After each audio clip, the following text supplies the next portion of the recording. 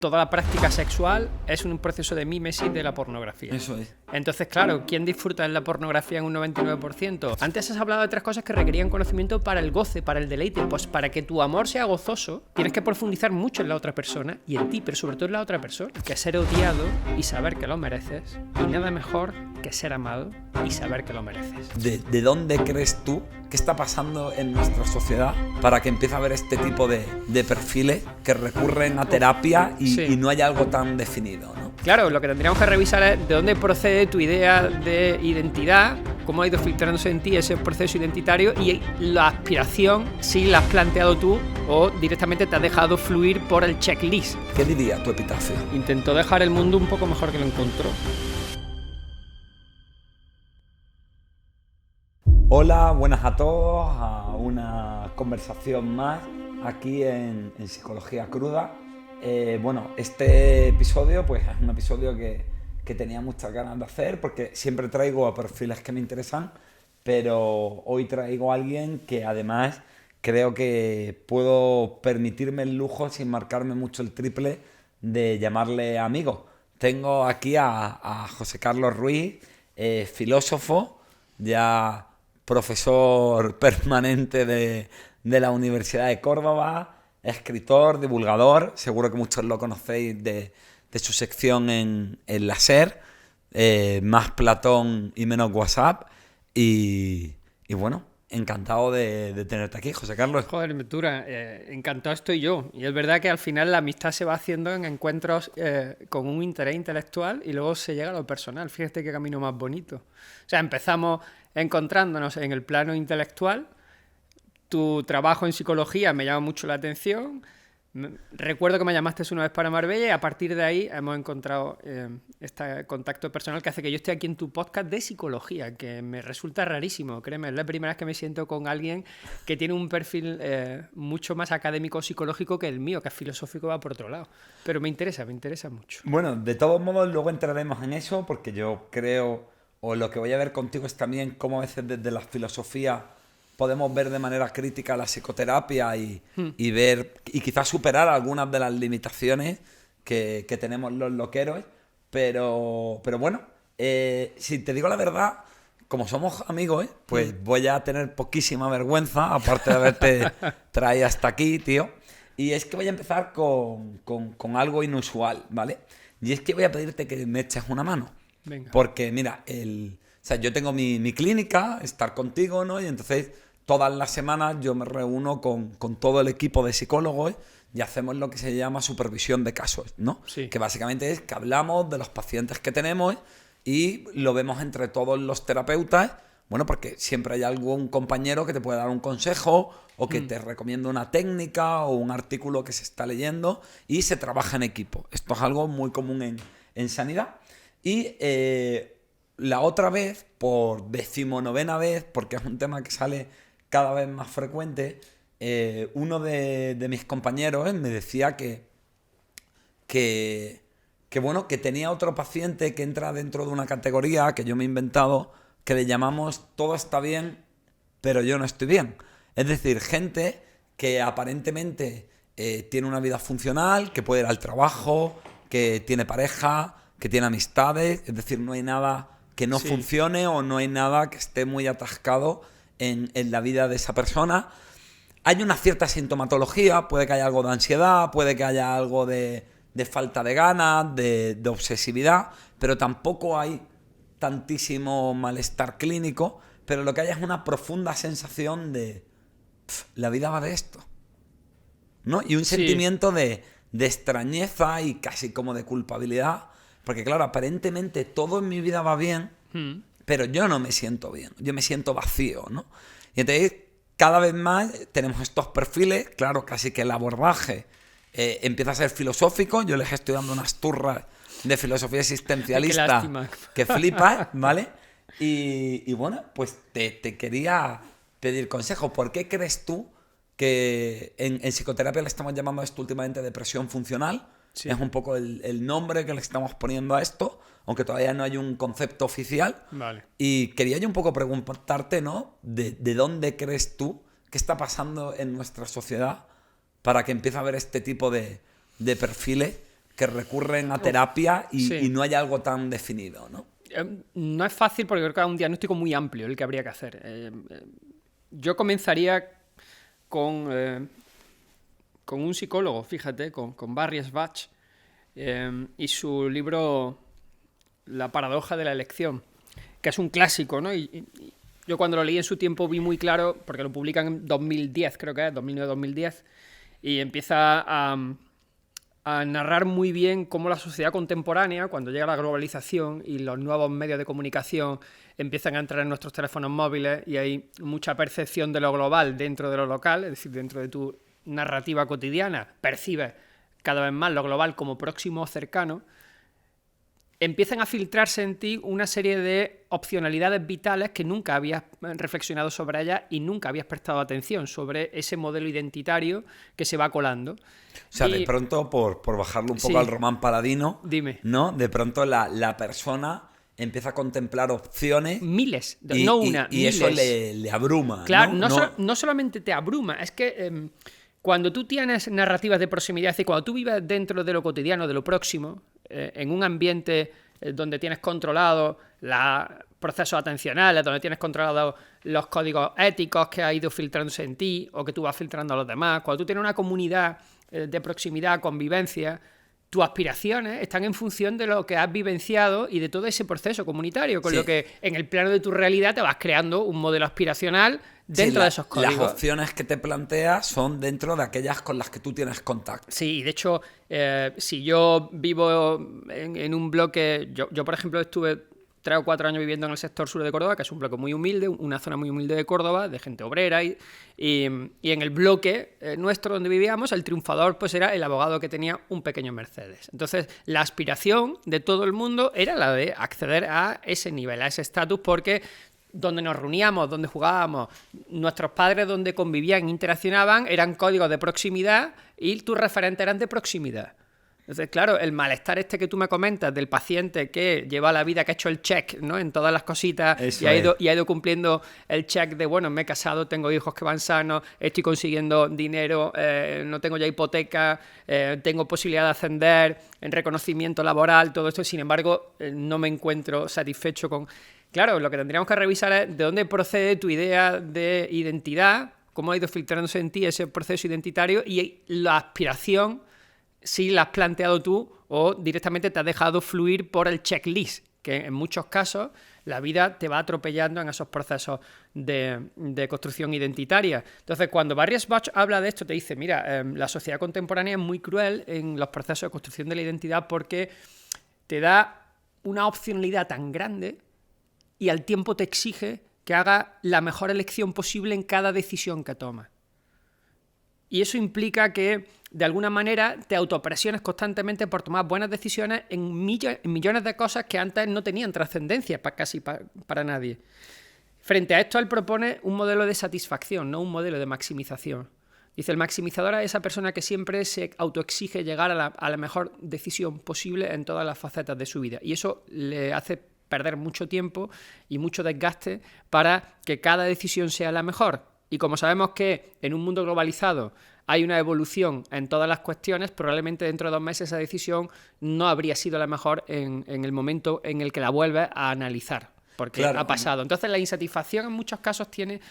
Yo la veo así desde la perspectiva, por comenzar con este tema, ¿vale? Porque, como te he dicho, creo que es un tema amplísimo que se puede atacar desde la ética, se puede atacar desde incluso la estética, se puede atacar desde la epistemología, desde cómo elaborar el concepto de éxito, de felicidad. Pero desde la perspectiva primaria, por utilizar la psicología que es tu campo, yo tengo la sensación de que esto es contemporáneo. Ese malestar de esto se acaba aquí tiene mucho que ver con haber filtrado modelos globales identitarios de éxito que no te pillan dentro de tu núcleo biográfico, es decir, que no están dentro de tus códigos de proximidad, sino que has ido haciendo lo que te decían que tenías que hacer y cuando has conseguido todas las checklists te das cuenta de que tú no eres ese ni tú estás en esos códigos de felicidad. Joder, Kant, me voy a ir muy lejos, Kant, cuando escribe el pequeño texto maravilloso de qué es la ilustración, que son 5 páginas que todo el mundo debería de leer en la vida al menos una vez, 5 páginas, se puede descargar en internet, está gratis, y con que se lean los 3 primeros párrafos yo ya me conformo. Esto lo hago en la carrera y lo hacía con los alumnos en el instituto en bachillerato. Kant decía que el hombre en ese texto, que es donde dice el sapere audia, atrévete a pensar, y es donde lo postula, ¿no? Es decir, ¿qué debería hacer cualquier ser humano? Atreverse a pensar. Es un acto de valentía. ¿Pero por qué no lo hacemos? Dice, bueno, pues porque el hombre en el fondo se configura desde la comodidad. Y en la comodidad, al final, es muy cómodo, dice él, no estar emancipado. No estar emancipado es muy cómodo. Si tengo un cura que me dice cuál es el comportamiento moral que tengo que llevar a cabo, yo lo asumo e interactúo. Si tengo un médico que me dice qué clase de dieta tengo que llevar y cómo, yo lo hago. Dice, pero yo no me tengo que plantear. Llega un momento en que dice, si puedo pagar, no me hace falta pensar. Que piensen otros por mí, que me diga cómo tengo que estructurar mi vida y yo me pongo a ello. De manera que te puedes morir con 80 años y haber configurado todo un proceso vital con las checklists que otros te han dicho, ¿no? Y o sea, esto Kant lo denuncia, por eso dice, el hombre es culpable de su minoría de edad intelectual. Es culpable, porque no ha tenido ni la valentía ni el arrojo de tomar las riendas de su vida a la hora de tomar decisiones y de revisarse, ¿no? Entonces, no sé si algo de esto pudiera haber en lo que me estás comentando. Perdona que te interrumpa, pero tengo que contarte lo que hacemos en Estar Contigo Terapia. Estar Contigo Terapia es mi clínica de psicología y hemos nacido con la finalidad de hacer la terapia accesible para todas las personas. Por eso somos la única clínica de psicología en España que te ofrece la posibilidad de financiar tu tratamiento completo por una cuota fija de tan solo 49 euros al mes sin intereses. Empiezas recibiendo una sesión de terapia semanal de 50 minutos por esa cuota fija al mes. Porque cuando tienes un problema no puedes esperar meses a que te atiendan en la Seguridad Social o tener un número limitado de sesiones porque no te alcanza o porque el seguro no te da más. Cuando estás mal necesitas ayuda y ayuda de calidad. Y qué bueno poder pagarlo en cómodas cuotas para que no se convierta en un problema. Porque cuando tienes un problema, lo único inasumible es no poder solucionarlo. Seguimos con la conversación, espero que te guste y un abracico. Sí, yo un poco lo que me planteo es que vivimos en una cultura que está tan obsesionada con hacerlo bien que eso hace que la gente no se pregunte qué es lo que realmente quiere, ¿no? Es decir, claro, tú sigues una checklist porque es lo que te han dicho que hay que hacer, pues tener niños o tener este trabajo o tener este gusto o conseguir estos objetivos, pero en el fondo no es algo que nazca de ti, es algo más que simplemente coges de fuera, ¿no? Y creo que ahí, bueno, pues tenemos este peligro, ¿no? Que cada vez, además, venimos personas que supuestamente nos basamos en conocimientos científicos, que nos basamos en una serie de ideas, y al final hay un montón, le estamos diciendo a la gente cómo tiene que vivir su puta vida, en vez de ayudarle a la gente a pensar, ¿no? Por eso creo que es tan importante que venga la filosofía a hacer preguntas y no a darnos respuestas. Sí, ¿no? Y acabas de decirlo. O sea, venimos a decirle a la gente lo que tiene que hacer. Eso es. Y es que este es un problema. Bueno, la autoayuda ha reventado de éxito en los últimos 15 o 20 años. Yo ya percibo en los últimos 3 o 4 que está bajando el nivel de consumo de autoayuda. Creo que obviamente porque no ha tenido la satisfacción. No ha funcionado, efectivamente. Porque las diagnosis contemporáneas requieren procesos biográficos mucho más intensos que un manual de autoayuda. Yo cuando hay autoayuda que lo que te viene a explicar cómo funciona, por ejemplo, el cerebro, y eso me parece que está muy bien, que todos entendamos un poco los mecanismos biológicos de algo, me parece bien a un proceso de aprendizaje. Hay autoayuda que te da ciertos consejos de cómo se interacciona o cómo deberíamos interaccionar en la vida en cuestiones personales como consejo, pero no lo ponen como dogma. En la filosofía griega, cuando tú accedes a las corrientes helenísticas, es decir, Grecia es que es una seña de identidad que no pasa nunca de moda. Cuando Alejandro Magno conquista toda Grecia, una de las cuestiones principales es que los atenienses pierden la identidad, porque ya pertenecen al Imperio Macedonio, Alejandro Magno los conquista, entonces como que todas las grandes corrientes de filosofía, es decir, la aristotélica, la platónica, que habían fundado su academia, empiezan a difuminarse un poquito y se crean las escuelas helenísticas, que son un montón de escuelas de vida que intentan justificarlo después con pensamiento. Pero lo importante es la escuela de vida, es decir, los estoicos, los escépticos, los epicúreos, son escuelas de vida. Son modelos de entender la vida a través de la acción. Y a partir de ahí se genera una reflexión. Pero no al revés. No generamos una reflexión y luego la acción intentamos domeñarla o constreñirla. En base a los criterios de eso que hemos pensado. Claro, y la autoayuda es eso. O sea, la autoayuda, yo te doy a ti unos códigos en un manual donde yo, pues por lo que sea, he comprobado que a algunas personas les funciona y te doy un decálogo de acciones. No te conozco de nada. Tú compras mi libro de autoayuda o escuchas mis podcasts de autoayuda. Y ahora yo, que tengo una biografía concreta, con unas circunstancias muy personales y en un contexto muy singular, tengo que domeñar toda esa biografía a un genérico que está en la autoayuda. Entonces me tengo que esforzar mucho, mi fuerza de voluntad tiene que ser titánica para que yo pueda encajar y perseverar constantemente en esos consejos que me da la autoayuda. Y esto no lo hace casi nadie. Porque muchas veces implica incluso una traición al ser, a la identidad que cada uno ¿no? tiene, Porque es un poco como antinatural, ¿eh? Claro. En vez de seguir mi Esto lo dices tendencia, tú mucho, es así. tengo que seguir este método. Y esa parte, en filosofía, la escuela helenística hicieron lo contrario. Dijeron, por ejemplo, Epicuro. Epicuro, con un poquito de dinero que consigue, a las afueras de Atenas, en la periferia, compró un terrenito y le dice a todo el mundo es a todo el mundo, esclavos, prostitutas, gente noble, al que quisiera. Oye, yo voy a crear aquí una comunidad. ¿De qué? De amistad. ¿Y por qué de amistad? Dice, porque creo que el fundamento del conocimiento parte de la amistad y de autocuidado. Es decir, vamos a cuidarnos los unos a los otros. ¿Cuál es la base? La autosuficiencia. Vamos a cultivar nuestras plantas, vamos a tal, y vamos a empezar a generar una comunidad dialogal. Lo franquició. Lo franquició. Fue el primero que hizo. Fue el primero que tuvo el Lamsaco. Es decir, allá donde iba, montabas pequeñas comunidades epicúreas. Le cogieron tanta tirria los estoicos, y luego el cristianismo cogió a los estoicos, que empezaron a decir que era un pornógrafo, que a su madre se la llevaba a los burdeles, que comía. Epicteto llega a decir de Epicuro, sin conocerlo de nada, porque era 3 siglos después, pero claro, los epicúreos florecen, porque era un modo de vida que en comunidad muy agradable, donde todo el mundo se ayudaba y se generaba una filosofía vital. Bueno, pues los estoicos, que no podían soportar esto, claro. Epicteto llega a decir que era un pornógrafo que vomitaba 2 veces al día de cómo comía como un cerdo. O sea, hubo una campaña de difamación a los epicúreos bárbara, pero era un modelo de vida. Entonces, cuando tú pones un modelo de vida, de ahí sí puedes extraer una filosofía diciendo, oye, nosotros vivimos así y estos son nuestros principios. Y los principios son estos, pero porque vivimos así. Lo hemos probado, tenemos la realidad. Sí, vienen, ¿no?, de la experiencia, exacto, no de la presuposición. Y creo que ahora estamos en lo contrario. Es decir, la gente no está experimentando, sino que directamente quiere que le den el decálogo de cómo conseguir la buena vida. ¿no? El otro día leí un meme que me partía el ojete, que decía que nos tiramos toda la adolescencia intentando romper las normas y no dejando que nos digan cómo vivir, y cuando llegamos a la vida adulta nos acojonamos y nada más que queremos gente que nos diga cómo vivir, ¿sabes? Claro, es que fíjate, cuando Kant dice es tan cómodo no estar emancipado, lo que viene a decir es, ostras, dime qué tengo que hacer, no me compliques la vida, yo lo hago. Es decir, yo quiero ser un funcionario de la vida, dime cómo va, yo hago el check y tiro para adelante, ¿no? Claro, te puedes morir con 80 años, como decía antes, siendo un indigente mental, ya está. Es decir, no eres dueño de eso. Sí, yo creo que sobre todo el peligro que tiene es que como te dicen que esta es la manera correcta, cuando luego tú lo haces y no te funciona, o te funciona pero no te satisface, te desconcierta mucho, ¿no? Porque es como, si estoy haciendo lo que hay que hacer, ¿sabes? Falla, ¿no? ¿Qué coño está pasando?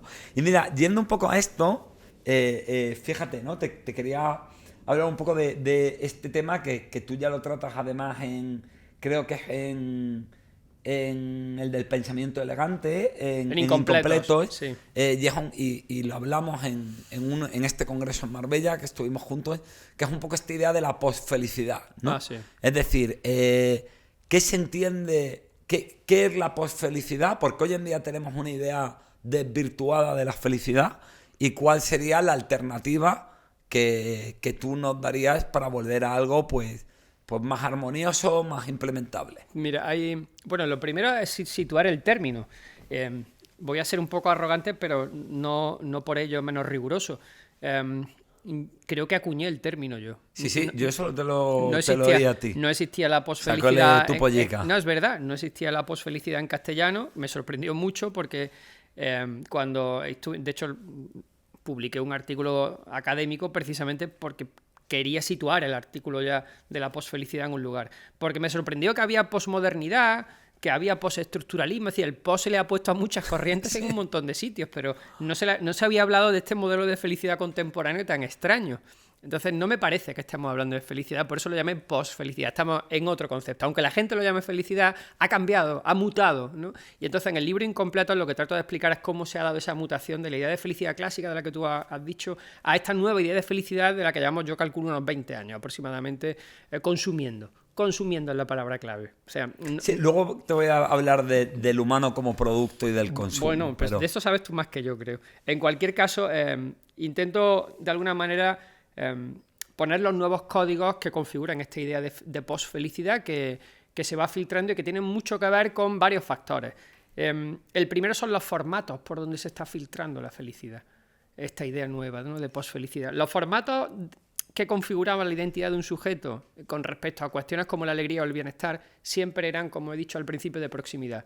Empezaban en el núcleo familiar, continuaban en el vecindario, en la interacción con los amigos, en los colegios y, si me apuras, en los medios de comunicación. O sea, tu idea de felicidad, por ver si yo lo estoy entendiendo bien, se iba construyendo en torno a lo que tú ibas yendo a los grupos con los que participabas. A un proceso biográfico. Primero tu familia, luego ya ibas al cole, y entonces ibas viendo cosas y eso era lo que iba definiendo qué era la felicidad para ti o lo que tú intentabas conseguir para ser feliz. Claro, porque una de las cuestiones que analizo con el libro es la biografía de la felicidad. Es decir, la felicidad no puede ser nunca un genérico.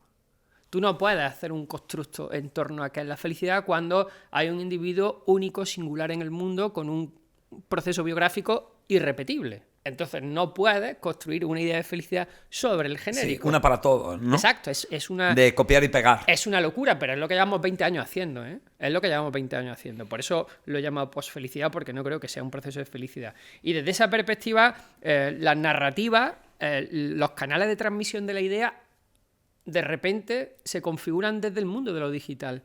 Es decir, cuando un sujeto empieza a pasar 4 horas diarias o 5 de media contemplando lo digital, inevitablemente lo digital le va filtrando una idea estética del mundo, una idea ética del mundo, una idea política del mundo, lo quieras o no lo quieras. Tienes que tener mucho análisis crítico y cada vez que te acercas a la pantalla para detectar todos los sesgos que ahí se te están filtrando y para separar aquello que puedes discutir con o no. O sea que no es sencillo. Entonces, cuando todo ese canal empieza a configurarse como un foco atencional importante en el sujeto, la idea que se filtra por ahí es una idea de felicidad que está ya condicionada por un agente externo a ti, que no tiene nada que ver con tu biografía. ¿Y en qué se basa? ¿Qué es lo que nos dicen que son como los ingredientes de la receta de esta falsa felicidad, que en verdad es post-felicidad? Bueno, si tú entras en ese código digital, lo primero que te van a decir es que el otro no es un sujeto que sea, ¿cómo te diría?,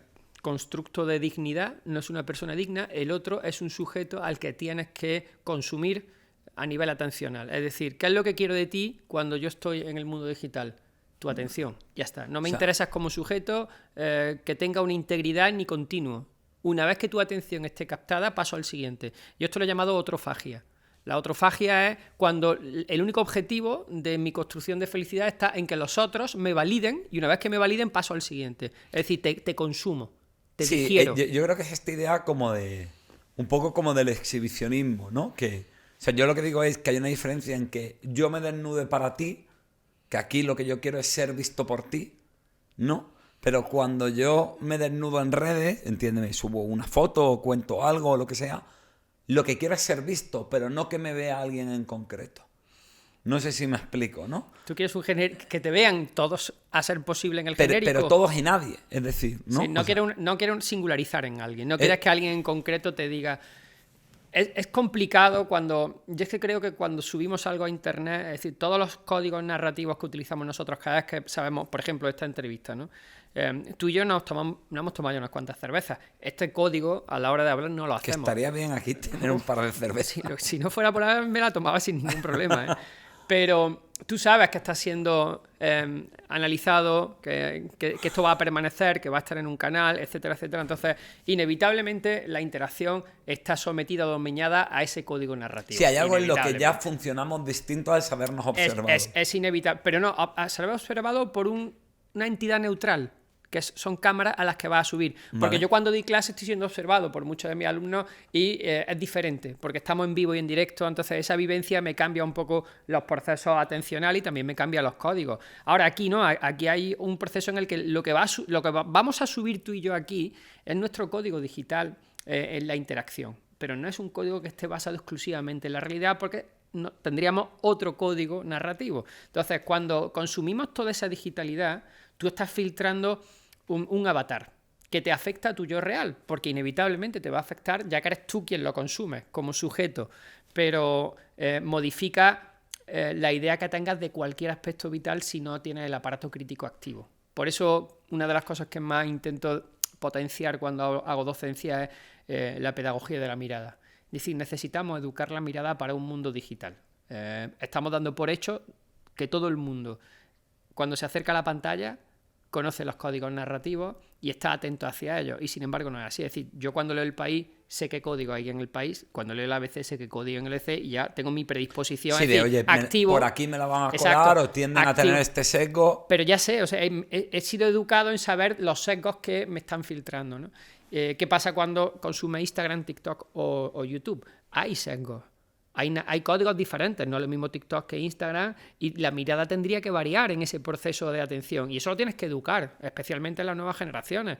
El adulto, bueno, debe hacerse responsable ya de cómo utiliza ese proceso, pero sí creo que el mundo contemporáneo, como todo, la tecnología ha venido, se ha impuesto, y ahora tendríamos que regularla, ¿no? Y una de las partes principales para que el bienestar emocional del sujeto esté fundamentado sobre el plano de lo real está en que sepa tener esa separación entre lo digital y lo real como un constructo de identidad. Es decir, que eso no significa que lo digital sea malo para construir la identidad. Sí, sino, no, pero es saber dónde está una cosa y claro, dónde está la otra. y qué sesgo quiero incorporar porque me parece interesante para mi vida y qué no, y por qué me salta, ¿no? en el algo. Todo esto deberíamos de saberlo y deberíamos de educar ese proceso de mirada.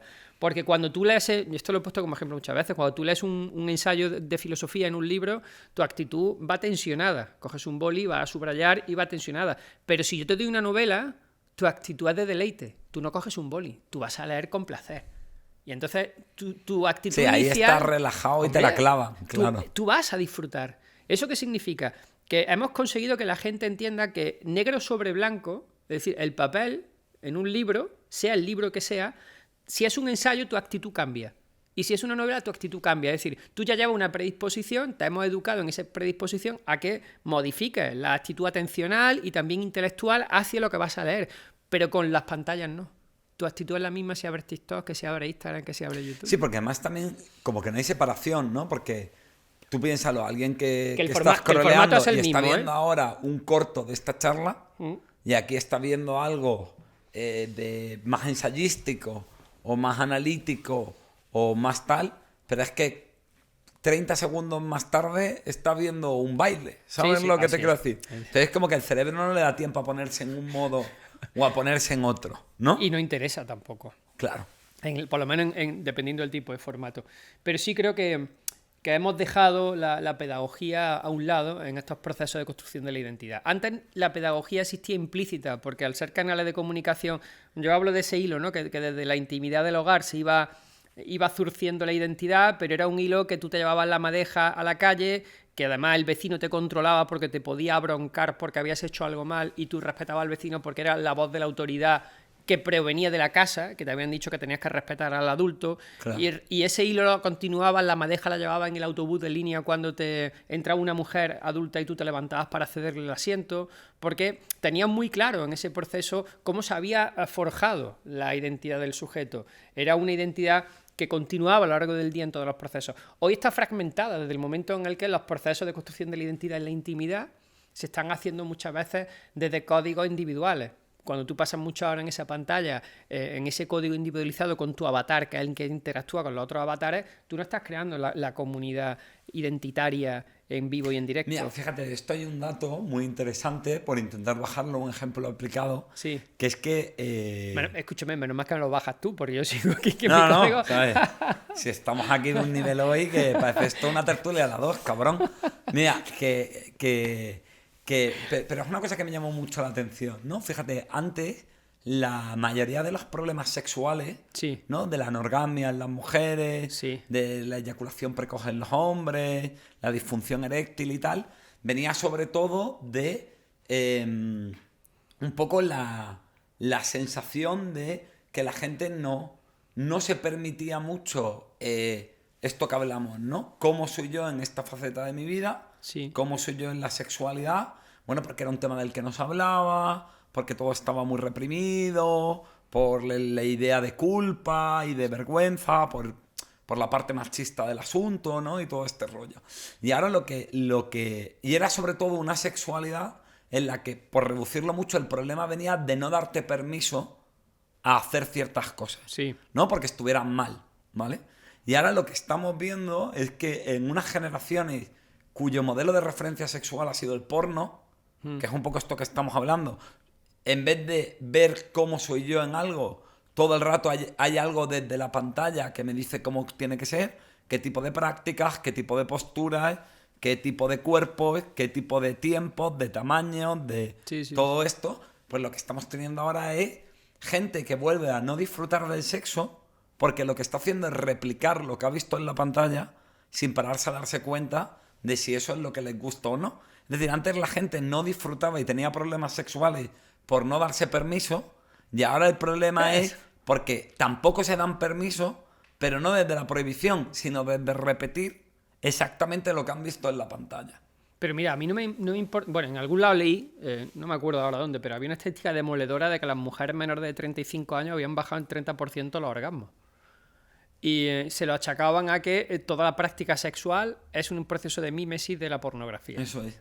Entonces, claro, ¿quién disfruta en la pornografía en un 99%? El hombre es el que tiene Es el al final... consumidor.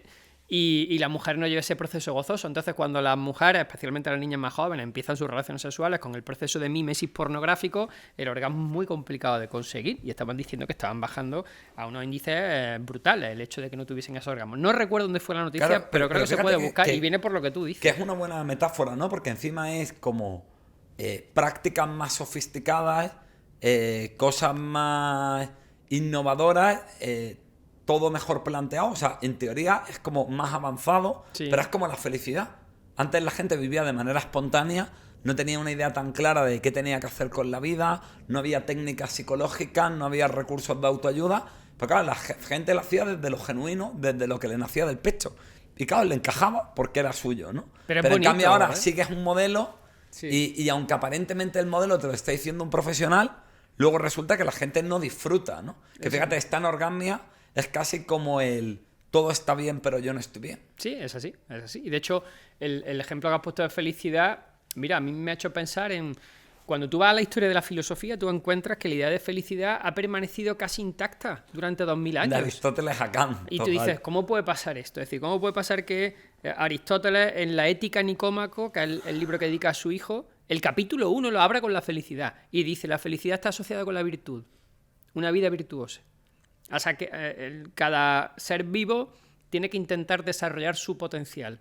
El ser humano, el potencial, ¿cuál es? Dice, bueno, el pensamiento, la racionalidad. Luego, mientras más proceso de desarrollo potencial tenga en lo humano, más virtuoso pueda llegar a ser y, por lo tanto, adquieres la felicidad. Pero es que luego te vas a Kant, que pasan 2000 y pico años, y dices, vamos, ¿qué viene a decir Kant? Pues algo parecido. La felicidad que es para Kant, dice, bueno, pues es la alegría sostenida, fíjate qué cosa más curiosa, a lo largo de una vida virtuosa. A lo largo. Ni siquiera es un objetivo, ni se puede, sino, bueno, tú tienes una vida satisfecha, sostenida, alegría, suficiente, por haber actuado con virtud. Claro, pero oyéndote, José Carlos... Eres un conformista, ¿no? No, que va todo lo contrario. Te voy a decir que parece que la felicidad es más una especie como de efecto secundario que algo que busco. Es que es así. No, parece que la gente ahora es como, ¿cómo ser feliz? Es que ha cambiado. Pero oyes a Kant, o esto que me dice Aristóteles, ya es como, bueno, tú llevas una vida congruente, virtuosa y no sé qué, y como consecuencia de eso serás feliz. Así es. La vida siempre, a nivel de felicidad, era el resultado, pero nunca el objetivo. Es decir, tú no puedes... Qué bueno esto. Es que tú no puedes como ponerte objetivo la felicidad, porque tendría que decirte, bueno, dime entonces no solamente los procesos, sino también los contenidos. Y esto es imposible. Así es que cuando tú haces el análisis de la felicidad de un proceso filosófico a lo largo de la historia, casi todos los filósofos coinciden en que siempre aparece como el resultado de un proceso en el que un sujeto se detiene a evaluarse mirando para atrás en ese proceso de evaluación y estoy satisfecho con la vida. La satisfacción es una de las grandes palabras que se han olvidado en el siglo XXI como proceso de felicidad. Porque la satisfacción no implica la maximización, implica que has tenido unas oquedades emocionales, unas oquedades materiales, un apetito intelectual y poquito a poco has ido satisfaciéndolo. ¿Podríamos haber elegido una manera mejor de satisfacerla? Seguramente sí. ¿Pero era necesario dedicar tiempo y atención a buscar la mejor manera? No. Entonces, en muchos Si es como sentidos, tengo hambre, ¿cómo? Pues ya está. bueno, esto, Epicuro, cuando te habla de los placeres de la vida, Epicuro dice, es que en esta vida al final no hay tanto para disfrutar.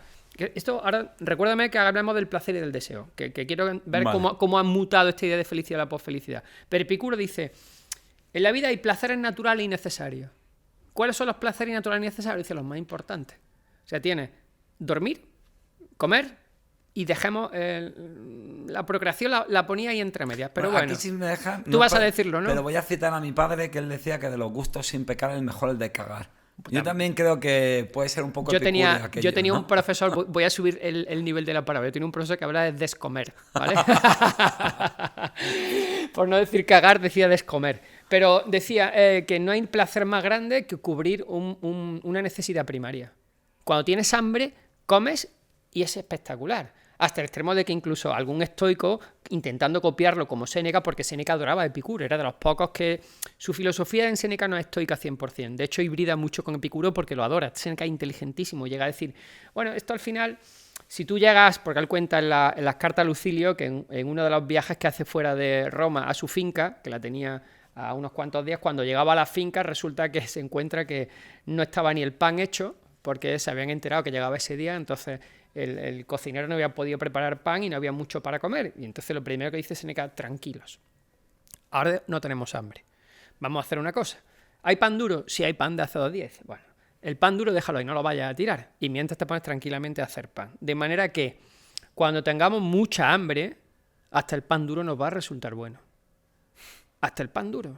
O sea, cuando te tengas que echar algo a comer y no puedas comer nada, ya mojarás esto en agua, Cuando se pondrá lo necesites blandito. de verdad. Exacto, es decir, un placer vendría a ser cubrir una necesidad básica. Luego decía que había placeres naturales y no necesarios, y luego lo último decía que eran placeres que ni eran naturales ni necesarios. Pero esa filosofía de vida en la que te dice, los placeres no naturales y no necesarios son la fama, el éxito, el reconocimiento, todo este tipo de cosas, dice, los vas a adquirir, pero vienen y van con tanta facilidad que son tan artificiales en lo humano que no merece la pena que le dediques demasiado tiempo a esto. Y luego, con respecto a lo que te he dicho antes, sí me parece interesantísimo como reflexión ver que la posfelicidad lo que ha hecho es situar en la hegemonía el deseo y no el placer. Porque hasta hace muy poco, las vidas de las personas, antes de que la globalización impusiera este modelo de posfelicidad, hasta hace muy poco, gran parte de nuestras vidas buscaban el gozo, la satisfacción, el deleite. Y para que tú tengas deleite de algo, necesitas que algo que te dé placer, profundizar en ello, para ascenderlo al grado de deleite y que tengas un gozo absoluto, ¿no? Porque a mí me puede dar placer una cosa muy concreta y ya está, y difuminarse ese placer. Pero si quiero deleitarme, yo necesito conocerlo a fondo. Imagina. Sí, por ejemplo, yo no me gusta mucho el fútbol, pero de vez en cuando me veo algún partido y yo veo que yo no lo disfruto igual que mi amigo que sabe de fútbol. Porque ¿no? sabe, Porque o aprecia una el comida, pase, la técnica. o un vino, o un buen Claro. vino, ¿entiendes? O sea, para tú, yo te di un vino a ti bueno y lo pruebas y dices, joder, José, qué bueno está. Digo, ¿a qué sí? Digo, bueno, ahora te hago un experto en vino, te lo doy y disfruta infinitamente más, ¿no? Pero eso necesitas tiempo, atención. Entonces, los placeres antes estaban en la cúspide a la hora de funcionar el deseo. Es decir, el deseo estaba por debajo del Claro, placer. además, fíjate que el placer se ve como algo como de quieres la recompensa a corto plazo, ahora está todo este rollo de la dopamina gratis, de no tal, pero realmente para llegar a estos niveles de placer hay que trabajar. Mucho. Es decir, para Mucho. yo llegar a disfrutar bien del vino, tengo que aprender mucho de vino Y y invertir como todo. mucho en vinos. Para aprender a disfrutar mucho de cine, tengo que ver mucho cine y leer de cine y Así saber es. de cine. Así es. O para exprimir bien el jugo del limón de un libro, pues tengo que estar acostumbrado a leer, a pensar y a darle vueltas al asunto, ¿no? Luego hay 3 cosas en común. Has dicho 3 cosas y tienen una cosa en común maravillosa y es el estudio, el conocimiento. El conocimiento. Mientras más estudias, más capacidad de deleite tienes. Mientras más conoces, más acceso al O sea, placer tienes. es que me parece muy disruptivo, ¿no? Porque en una época en la que estamos haciendo apología del sacrificio. Todo el rato parece que hay que sacrificarse, para conseguir éxito, para ser tu mejor versión y toda esta mierda. Y claro, de pronto resulta que no lo había pensado así, pero llevas razón. Para llegar a disfrutar de verdad de ciertas cosas, hay un trabajo y hay un profundizar en todo eso para llegar a entender los matices, ¿no? Y no solamente eso, sino que la sociedad, la posfelicidad esta contemporánea no te va a dejar lugar ni tiempo ni espacio para que profundices a esos niveles tan amplios, porque te va a poner miles de deseos que se van a activar para otro tipo de placeres, porque entienden que deleitarte en algo se presenta como una pérdida de tiempo porque estás repitiendo el mismo placer constantemente, aunque lo profundices. Entonces, el concepto de repetición en el siglo XXI está mal visto, porque es lo cotidiano, es lo rutinario. Es esa parte que, en teoría, te hace perder nuevas oportunidades, está haciendo Sí, que... pero que al final es pasar de puntillas por todo. Por todo. Porque en por nada todo, llegas a meterte, ¿no? Así es. Aprendiz de todo, maestro de nada, se decía. Y el magisterio es lo que te da esa profundización, esa capacidad incluso de mejorar todos los procesos de deleite. Cuando antes se hablaba de felicidad o de placer, el placer era hegemónico y la gente repetía constantemente porque disfrutaba de esos momentos placenteros una y otra vez. Y el que le gustaba pescar salía a pescar todos los fines de semana y cada vez aprendía más de pesca y se profundizaba en la pesca y se convertía en alguien que tenía esa desconexión con lo real porque su placer inundaba una gran parte de su felicidad. Porque no necesitaba desear múltiples cosas. Ahora no. La posfelicidad lo que creo que ha hecho es que le ha dado la vuelta y en la hegemonía no está el placer, en la hegemonía está el deseo. El deseo se ha convertido en el epicentro de la identidad contemporánea de la felicidad y tienes que estar siempre constantemente deseando miles de cosas que van a configurar una vida que va en progreso. Pero no vas a tener una vida placentera, que puede que sea la... Claro, pero... Por volver al inicio a lo que tus pacientes os dicen de, oye, yo he hecho todo esto, pero yo no siento que esto sea... ¿Qué hay de sea... lo mío? Claro, que hay de lo mío. Y tú dices, bueno, ¿cuál es tu hobby principal? ¿A qué le has dedicado tiempo y cariño? ¿Dónde has puesto tu atención? Es decir, ¿en qué has conseguido profundizar con deleite, ¿no? Es que hemos dejado de tener vidas gozosas. Yo le pregunto a la gente, es verdad que no deja de ser simbólico, pero es verdad que la gente no tiene vidas gozosas. No son capaces de tener vidas placenteras. La rutina le parece que le ahoga y que tienen que estar constantemente en dinámicas de hiperacción, porque la posfelicidad hipermoderna quiere hiperacción, no quiere sedimento. No, porque si tú encuentras algo que te provoca mucho placer y lo amplías hasta el deleite, tú dejas de consumir miles de cuestiones que en un mercado como el nuestro tienen muchos intereses económicos. Sí, claro, como una cosa te guste, vas a dejar de atender todo lo miles demás. de lo demás. Con lo cual ahí pierden un montón de oportunidades de venderte mierda. Esto lo cuenta Eva Illuz y Edgar Cabana en Happycracia. Cuentan cómo en el año 98, creo que es, Seligman, el de la APA, el de la Asociación Americana, empieza a hacer una traslación del concepto de felicidad, que por eso hablo de posfelicidad. Dice, ¿qué ha hecho este hombre? Coger el concepto de felicidad, abstraerlo del plano biográfico y situarlo exclusivamente en el plano laboral. Porque descubre la Asociación Norteamericana de Psicología que si metes la idea de felicidad o la palabra o el concepto en el ámbito laboral, la gente produce infinitamente más. Y a partir de ahí es cuando comienza la psicología positiva y empieza la autoayuda a decir, pongamos la felicidad en el ámbito laboral. Pero fíjate que a mí la historia es que estoy tirando de uno de los psicólogos clásicos, que es William James, y él diferencia entre alegría y felicidad. ¿Vale? Y él lo que dice es que la alegría es como una bengala. Ajá. Es algo muy intenso, pero muy momentáneo. La alegría es, de pronto te encuentras con un amigo que hace un montón que no ves, sí. Te pones un abrigo y de pronto encuentras un billet dentro, sí, ¿no? Que es toda una alegría, que te encuentras 20 euros sí. y te saben a gloria. La alegría es, pues no sé, ese momento agradable y es algo como muy intenso, pero que se apaga muy rápido. Es eso, es una bengala, ¿no?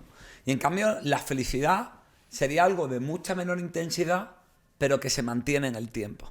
Sería como una hoguerita pequeña, ¿no? Sí, yo te diría, fíjate, por utilizar a William James, ya que lo has usado tú. Él tiene un experimento mental donde sitúa lo importante del ser humano.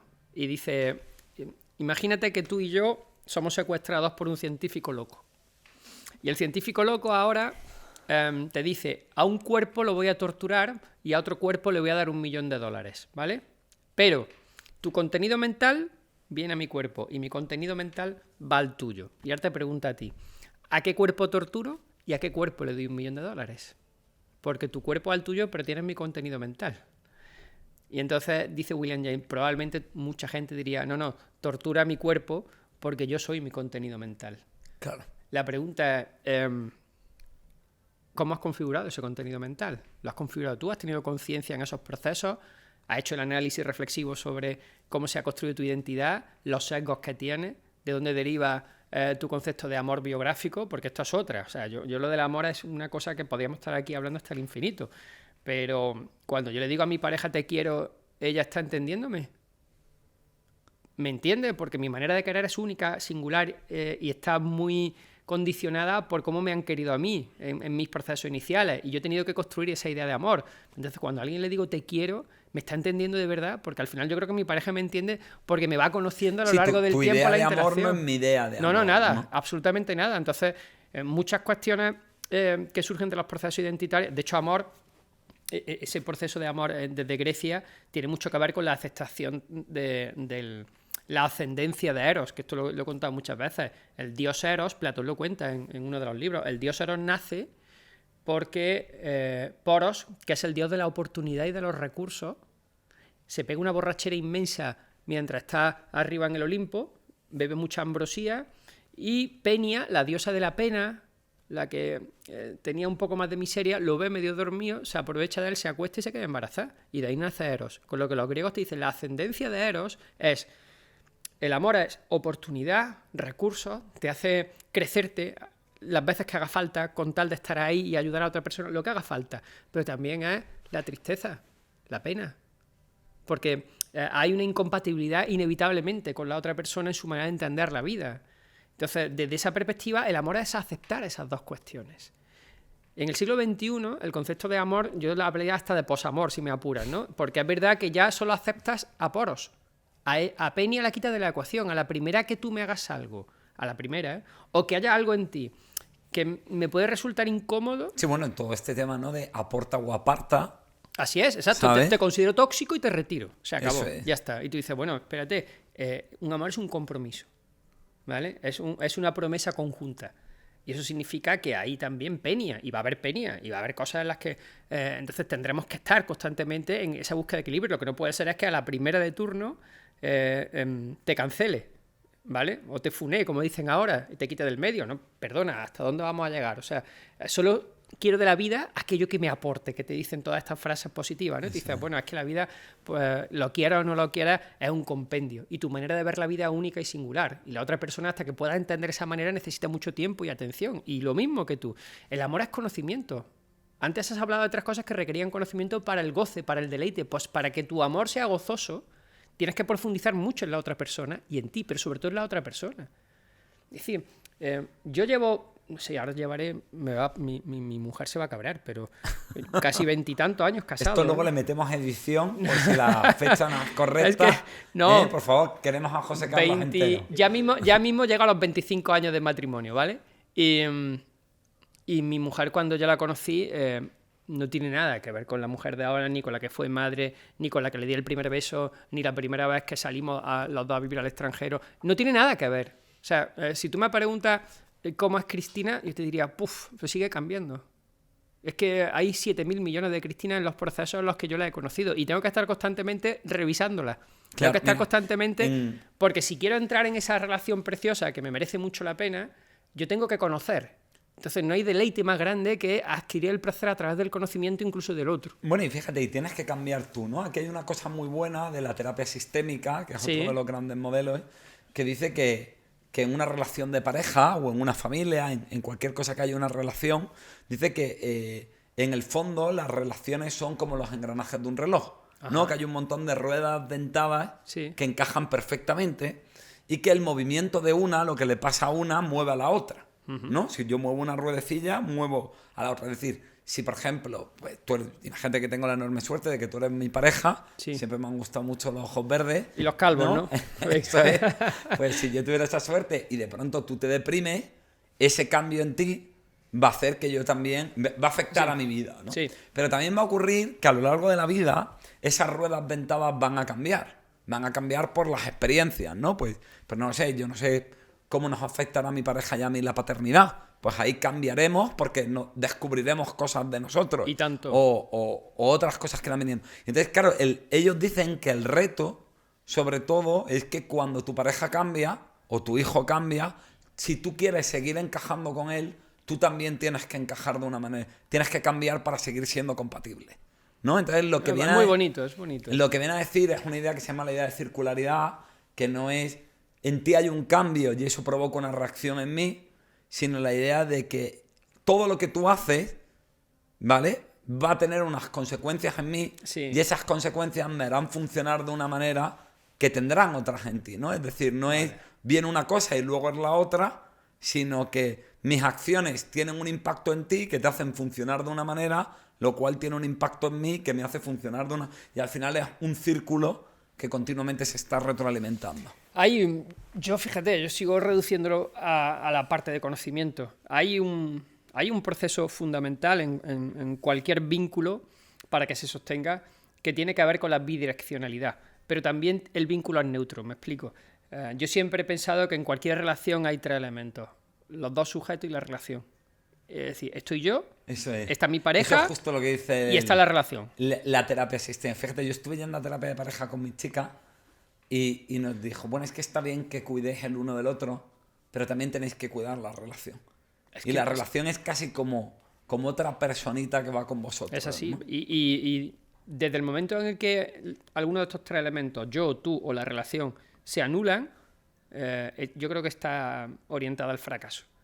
Entonces, yo intento en muchas ocasiones cuando tengo cualquier relación o cualquier vínculo con una persona, que esta persona tenga su proceso de desarrollo independiente de mí lo máximo posible, pero no que el vínculo se vaya nutriendo constantemente, sin que queramos condicionar la mirada del otro. Porque hay una tendencia narcisista en nosotros que es que yo quiero que tú me valides constantemente y haré todo lo posible para impresionar, con tal de que me valides y una cosa es que tú me validas porque yo quiera en mi proceso narcisista agrandar mi ego, y otra cosa diferente es que quiero tu opinión para crecer yo y que me dé... Porque siempre lo he dicho, es decir, a mí la crítica constructiva me parece la cosa más interesante en los procesos de aprendizaje. Es decir, cuando tú me dices, esto no me gusta de ti, esto no ha funcionado bien, me haces pensar mucho sobre cómo tú me ves, pero también cómo yo estoy siendo visto por los demás, que es diferente. Es decir, cómo yo pensaba que tú me ibas a ver haciendo esto, y ahora tú, al contarme que me ves de otra manera, estás desmontando todo ese proceso que yo pensaba que estaba enfocado en tus ojos. Y eso sí, a mí me resulta... Yo creía que sabía cómo tú me veías. Exacto. Entonces, esto implica que tienes que cambiar de alguna manera el código en el que te narras para que esa persona te entienda como tú quieras que te entienda. No para que te acepte, sino para que te entienda. Es decir, que la todo el proceso es conocimiento. Entonces, la gente se tiene que esforzar mucho en darse a conocer con los códigos que la otra persona que te interesa tenga, entre comillas, activos. Lo que no puedes darte a conocer con tus códigos si la otra persona no lo está leyendo, no sabe interpretar esos códigos. Por eso conocer significa necesito conocer cómo lees tú. Pero por eso quizás intentamos más manipular que mostrarnos, Oye, ¿no? estoy haciendo aquí psicología, estoy preocupándome, un montón. Muchísimo. Pero por eso ocurre un poco esto, ¿no? Que queremos mucho, fíjate, esto además lo abordas mucho en tus libros, que hay como ese miedo a ser como los demás, todos queremos destacar, ¿no?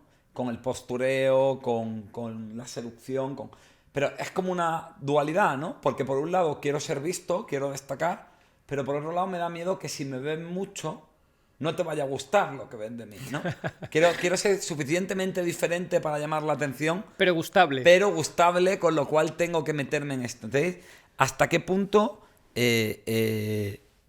bueno, pues hay este tema de que nos da miedo asumir nuestra individualidad, ¿no? Sí. Asumir lo que nos hace únicos, tener un criterio que va en contra de lo correcto, o sea, y aquí un poco, ¿no? Tú que tu tema es sobre todo el tema del pensamiento crítico, ¿qué podemos hacer para ser libres? ¿Qué podemos hacer para ser nosotros y atrevernos a ser libres siendo nosotros? Mira, para ser nosotros, el ser nosotros es una palabra bonita, porque no es el ser yo. Te voy a dejar en ser nosotros. No voy a saltar al yo, porque es imposible una construcción de la identidad sin el otro, ¿vale? Entonces, yo creo que mira, la libertad tiene que ver con la máscara en muchas ocasiones. Y al contrario de lo que se suele pensar, que es que tú te quites la máscara y vayas sin máscara por la vida diciendo yo soy así, Yo creo que los procesos de construcción de la identidad son más nutritivos cuando tienen mayor número de máscaras. De manera que a un sujeto, si quieres que los vínculos que tenga sean numerosos y buenos, le tienes que enseñar a ponerse máscaras para que el otro adapte su mirada a esta persona. Es decir, que yo estoy contigo tomando una cerveza y tenemos la máscara de colegas. Que estoy haciendo el podcast y ahora nos ponemos la máscara para el podcast, que no hay ningún problema. Pero aquí un matiz, porque entiendo que es ponerte máscaras. Es saber leer los contextos. Pero no máscaras falsas, sino cómo eres tú en cada una de las facetas. Es tener la elegancia de integrar al otro en tu discurso, en su código narrativo. Es decir, que si me voy a tomar una cerveza, te voy a poner un ejemplo. O sea, yo voy a ser yo, pero adaptado a ti exacto, y a esto que estamos viviendo en este momento. Exacto, esa es educación. Pero no de una manera falsa o seductora, sino siendo yo. No, es decir, yo no tengo que falsificar mi manera de ser. Lo que sí tengo es que adaptarla. Y esto es importantísimo, porque para que tú seas libre necesitas crear vínculos donde puedas ir poquito a poco siendo tú, sin el miedo a que el otro te juzgue constantemente. Porque has creado ya un vínculo, y en ese vínculo le das la confianza suficiente como para que te diga las cosas desde la honestidad. Entonces, para la libertad en el sentido de la construcción de la identidad, mientras mayor número de máscaras, mejor. ¿Dónde es la máscara menos importante? En los procesos de intimidad. Es decir, cuando tú llegas al hogar, si tú tienes un vínculo con las personas con las que vives muy natural, tú puedes deshacerte de esa máscara en la medida de las posibilidades o relajarte porque sabes que en el hogar no van a tener una evaluación de tu conducta moral constantemente. Es decir, en el hogar has integrado unos vínculos en los que saben cómo eres, tú sabes cómo son los otros y desde esa perspectiva estás mucho más relajado. Pero eso no significa que dejes de ser tú. Eres tú, solo que sin la necesidad de tener la tensión social de la máscara que te pones para que el otro se sienta cómodo contigo. Porque el objetivo es que el otro siempre esté cómodo contigo, con tu identidad. Pero puedes ser tú, tomándote cerveza en el bar, con los obreros que han llegado a las 3 de la tarde y nos pongamos a hablar de fútbol y seamos vehementes en lo nuestro, ¿no? Pero hagamos nuestro análisis desde nuestra honestidad y luego podemos irnos por la noche con los catedráticos de universidad a cenar y en su nivel comunicativo y su narrativa siendo honestos también, pero integrándolos para que no se sientan en un proceso de violencia. Entonces, cuando tú quieres ser libre, tú necesitas tener esos vínculos desde la honestidad siempre construidos, porque te vas a sentir con la libertad absoluta de poder mostrarte con los códigos de los referentes con los que estás. Entonces, para mí, que el sujeto sepa leer los contextos y adaptarse a ellos, me parece fundamental en la construcción de su libertad, de su idea de libertad, porque construir un nosotros. El vínculo le sirve para construir un nosotros y sentirse lo suficientemente libre con la confianza como para decir algo sabiendo que el otro le dará su punto de vista con la confianza. Entonces, la construcción de la confianza es fundamental en esos procesos de libertad. Y el pensamiento crítico tiene mucho que ver con que un sujeto entienda las circunstancias y los contextos en los que se mueve él y el otro, que se interese por las circunstancias del otro. El pensamiento crítico implicaría una empatía hacia el otro. Intelectual, si me apura, pero no emocional. A mí la emocional, esa parte siempre me ha interesado más y tampoco entiendo cómo funciona, pero la intelectual sí creo que, de hecho, fíjate, nosotros lo hicimos en colegio, yo trabajé 1 año y pico con maestras que en el colegio quería que entraran los vínculos de pensamiento iniciales y el primer ejercicio era que los niños conocieran las circunstancias de los otros. Es decir, donde vives, tienes hermanos, tienes mascotas, tienes un papá, mamá, tienes solamente niñas. O sea, una vez que tú conoces las circunstancias del otro, empiezas a tener más facilidad para comprender cómo piensa, cómo se expresa, cómo es. Tú imagínate esto en la vida adulta. Si nos conociéramos y antes de nada nos contáramos la biografía, entenderíamos mejor por qué piensas como piensas. Eso no significa que lo tenga que aceptar o que te tenga que... Sí, o que me tenga que gustar. Exacto, pero sí te entendería y entender es un primer paso para crear vínculos. Y las circunstancias del otro para entender mejor por qué el otro es como es, o el adulto, por qué es como es. Si supiéramos la biografía de los políticos, si supiéramos gran parte de esa historia, los comprenderíamos infinitamente mejor, pero como solo sabemos las ideas que expresan en un genérico, la crítica te sale de manera inevitable. O sea, te lanza hacia lo que acaba de decir. Claro. Y si a una persona con el que no compartes código, ya te da igual lo que diga, porque ya desde la persona anulas cualquier discurso. Que eso se llama falacia ad hominem, es decir, ya como lo ha dicho Menganito, todo lo que diga ya es malo, ¿no? Da igual lo que diga, aunque la idea sea brillante o pueda ser nutritiva, ¿no? Y en muchas ocasiones yo creo que lo que estamos perdiendo es la capacidad de entablar diálogo. Hoy venía en el AVE leyendo una entrevista que le han hecho a Daniel Innerarity, al que le tengo una admiración muy buena, un filósofo maravilloso español, y decía que las democracias se fundamentan en las conversaciones, en muchos sentidos, y las conversaciones se están viendo cada vez más manipuladas por la inteligencia artificial. Dice que las democracias se fundamentan en dos cosas: conversaciones y toma de decisiones. La toma de decisiones ya está computerizada a este extremo de que los algoritmos te dicen lo que tenemos que decidir todo el rato. Y las grandes decisiones se están tomando algorítmicamente. Dice, pero es que las conversaciones, como la gente está consumiendo mucho y está dialogando o conversando a través de redes, pues también se están viendo filtradas por esto, con lo que al final la democracia se está tensionando, ¿no? Y es que hemos perdido la capacidad de entender que mucha parte de la vivencia humana se está empezando a olvidar debido a esos criterios de lo digital. Y esto me preocupa porque el pensamiento crítico hace mutis por el foro cuando no tienes esos procesos vivenciales, es decir, cuando no te ocupas de las circunstancias del otro ni de los contextos en los que estás ubicándote, porque el contexto siempre es el mismo, que es una pantalla que te separa, esa omnipantalla donde tú estás produciendo y donde estás consumiendo, y las circunstancias nunca aparecen, y las que aparecen son circunstancias virtuales, es decir, las personas se fabrican su yo digital.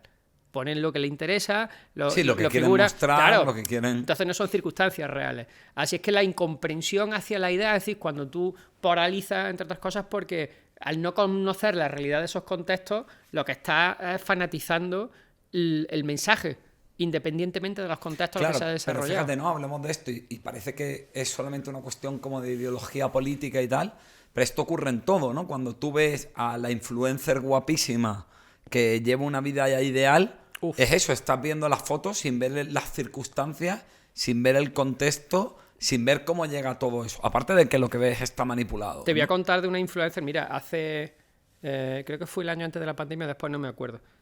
Una influencer muy famosa vino a Córdoba a hablar conmigo para hacer una colaboración.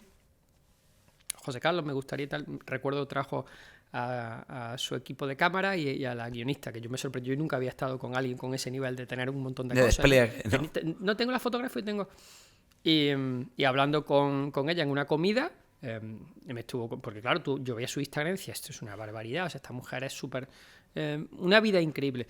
Bueno, pues decía que las terapias suyas eran ya de 2 días a la semana con psiquiatra, no 1 o 2, estaba destrozada, que no tenía vida, que su agenda era de aquí a 3 meses, que no le daba tiempo de nada porque tenía contratado todas las campañas, que...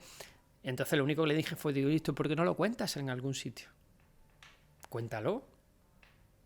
Digo, es que le haría mucho bien a muchas niñas y muchos niños que pueden consumir este tipo de información, ¿no? Y esto se lo tienes que hacer ver a la gente que consume esas redes porque los contextos y las circunstancias que se configuran en lo digital son dañinos para el pensamiento crítico, porque no sabes qué hay de real en ese contexto. Entonces, puedes pensar críticamente sobre una idea, deslavazarla, volverla a construir. Eso es un ejercicio intelectual retórico, pero lo que te construye la identidad es biográfico y eso requiere mucho proceso vivencial, mucho conocimiento del otro, de esos procesos de contenido. Y esto es lo que creo que he hecho en falta en los procesos digitales.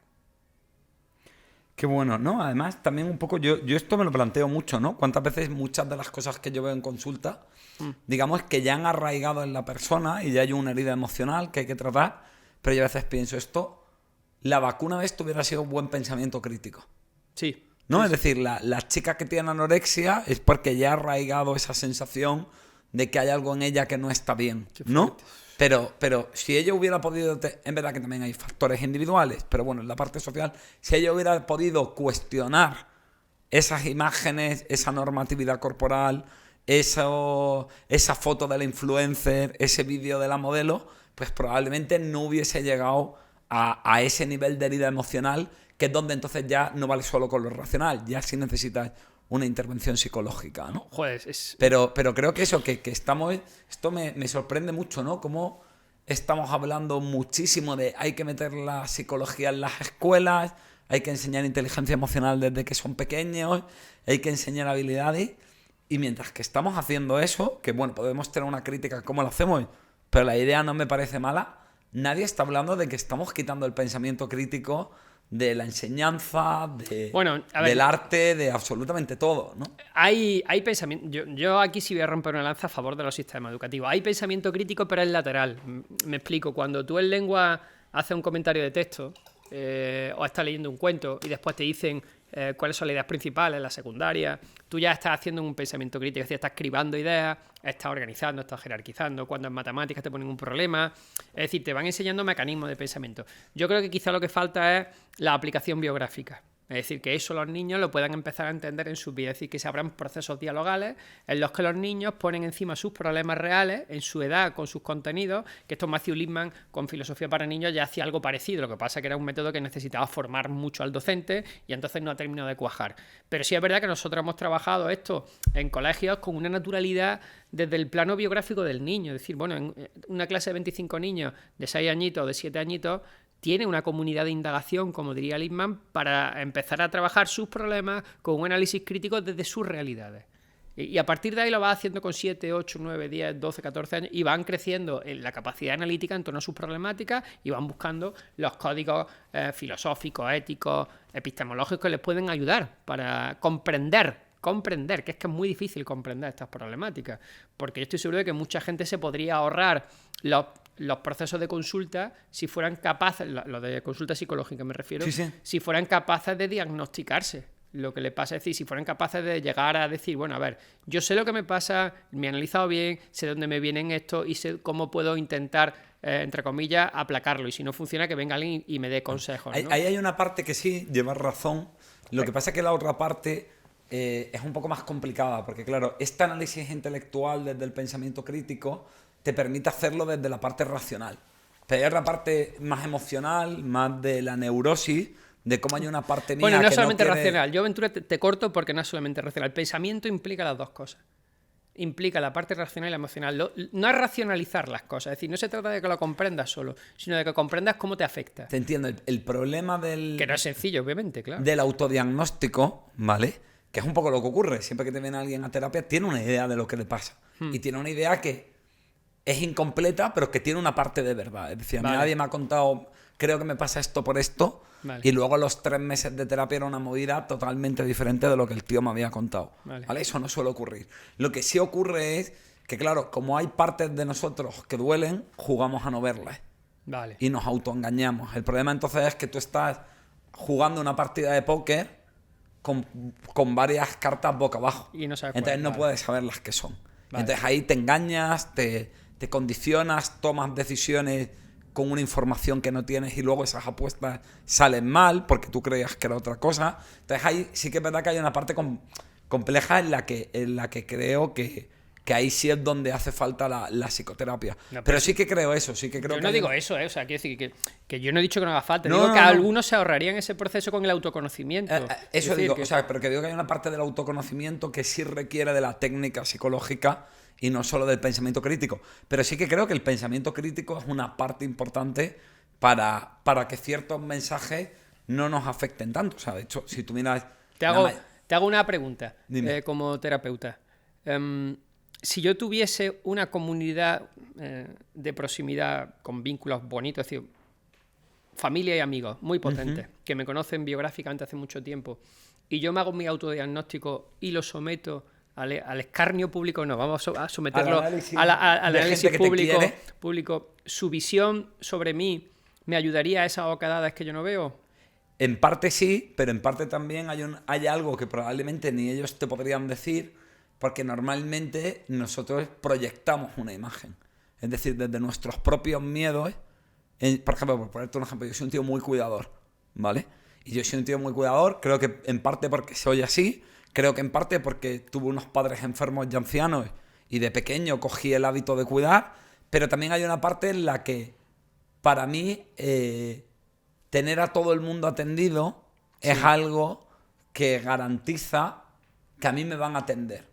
Vale. Hay una parte mía que como mis padres estaban mal y no podían atenderme, porque estaban enfermos, hay una parte mía que piensa, si tú estás bien podrás atenderme, claro. Con lo cual yo voy a hacer todo lo posible para que tú estés bien, ¿no?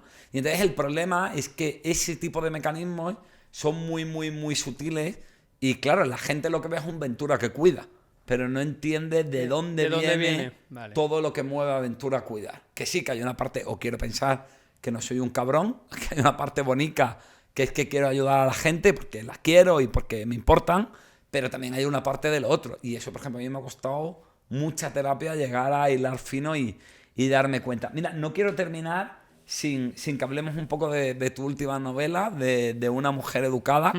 Y bueno, por poner un poco de contexto, ¿no? Habla de una filósofa que nace su hija y que le diagnostican una enfermedad terminal y sabe que se va a morir y decide dejarle a su hija un legado, dejarle unas ideas, unos planteamientos para que pueda conocerla a ella y un poco como sus reflexiones, ¿no? Sí. Esta ha sido mi vida, esto es lo que yo he aprendido de la vida, te lo brindo, ¿no? Así es. Y entonces es verdad que es un libro que tiene un poco de guía de vida, pero no creo que sea una guía, porque realmente es un libro que cuando te lo lees, más que darte respuestas, lo que te ayuda es a preguntarte sobre un montón de temas importantes, ¿no?